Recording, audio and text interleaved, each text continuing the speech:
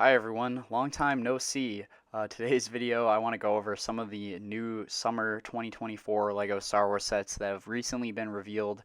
Starting off here we have the new Star Destroyer. So this is supposed to cost $160 and I believe releases on August 1st.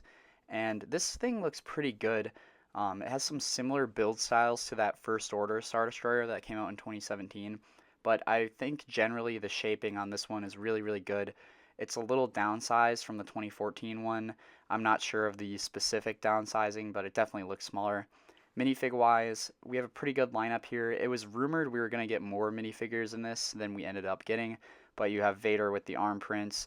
We have a Death Star trooper, a gunner, a stormtrooper, an Imperial crew member, and then a captain, I believe, in the black outfit there. And then, of course, the Cal Kestis 25th anniversary minifigure. He looks really good here. I'm a big fan of this minifigure, and I don't think I'll end up getting this set, but I will be getting Cal separately. In general, I think this looks pretty good for 160 bucks. I obviously would have liked to get more minifigures. Pretty much always say that with all these sets. But yeah, I think it does look like a pretty good deal for $160, and the look of it just looks really nice. It looks like a Star Destroyer. You don't need the UCS one if you don't have the space or money for it, and I think this is a great substitute for that. The next setup here is the Captain Rex Y-Wing Microfighter. I think this looks pretty good. I probably won't end up getting it because I already have the Venator, but you get the same exact Rex from the Venator in this set, which I think overall is a really good thing for the community. Obviously, you don't want these really desirable figures being locked behind a high paywall. Although buying the Venator myself, I feel like a fool a little bit, but it is really good that people can get Rex since he's such a popular character, and just keeping him in that $650 Venator set would really price a lot of people out. So I'm really happy that people are going to be able to get him for cheap. So here we have the Ambush on Mandalore Battle Pack. This one looks great. It's $20. You get two of the Imperial Commandos and two just kind of generic Mandalorians. We were rumored to get Koska Reeves, I think is her name, in this set, but it ended up just being a generic Mandalorian. And every figure in the set looks phenomenal. It's kind of shocking that we're getting such good minifigures in a $20 battle pack, but the new Imperial Commandos have a new helmet mold. They reused the jetpack from the Rise of Skywalker sets from 2019. There was a jet trooper in those, so they reuse those jetpacks, I believe, with a new print though. But the Mandalorians in the set look great. For $20, I feel like this is a no-brainer, especially if you liked season 3 of The Mandalorian. But yeah, I'm a huge fan of these figures. The build is fine. It is what it is. It's basically just parts to me. But the figures themselves, A plus. I don't think they could have done any better with this, and I'm really happy with this one. So the next set here, the Paz Vizsla and Moff Gideon battle. This one looks really great in my opinion. So the build is decent. For 40 bucks, you get a decent little bunker. It actually looks pretty good. The door can move up and down, and then there's a little room on the side, and then of course that big turret. But the figures in this set are really great. You get these new Praetorian Guards. I do think that the Praetorian Guards probably should have had some sort of waist cape or cloth or something, but the helmets in person here, this is the Solid Brick Studios review, so shout out to him.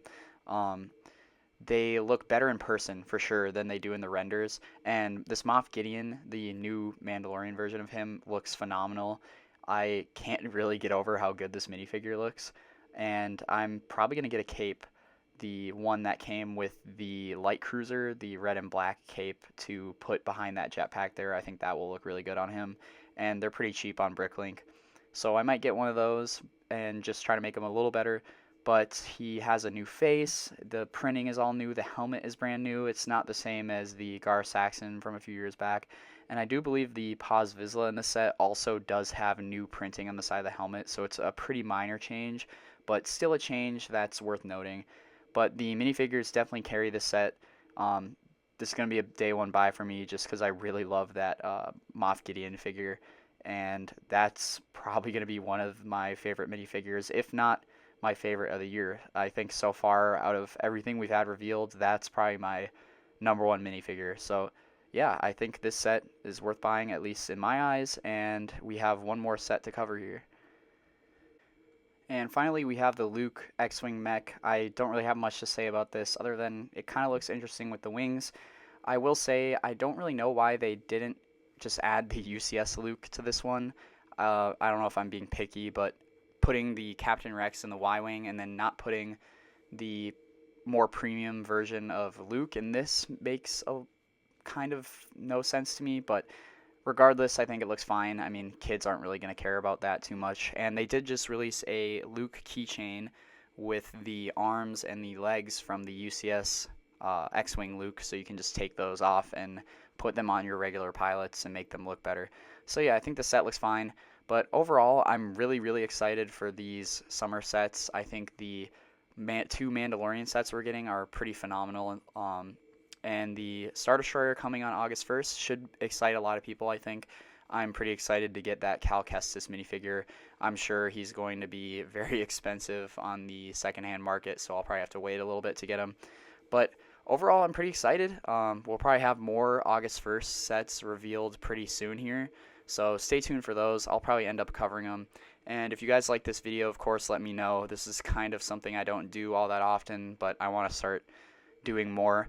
And I did get a bunch of sets for May 4th, so I can also cover those if you guys want to see.